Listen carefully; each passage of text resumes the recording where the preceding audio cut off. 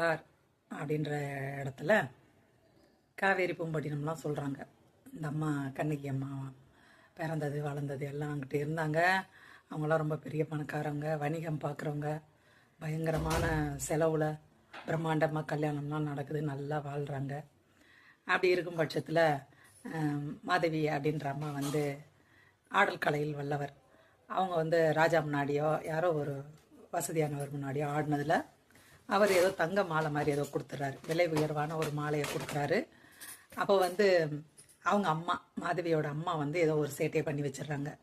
இந்த மாலையை வாங்குறவங்களுக்கு இந்த மாலை வந்து இவ்வளோ ரூபா மதிப்பு, இதை வாங்குறவங்களுக்கு என்னோட மாதவியும் உண்டு, அந்த அம்மாவை சேர்த்து எடுத்துக்கலாம் அப்படின்ற மாதிரி அந்த அம்மா ஏலம் போடுற மாதிரி ஏதோ பண்ணிடுறாங்க. டீட்டெயிலாம் படிக்கணும்னா நீங்களே படிச்சுக்கோங்க.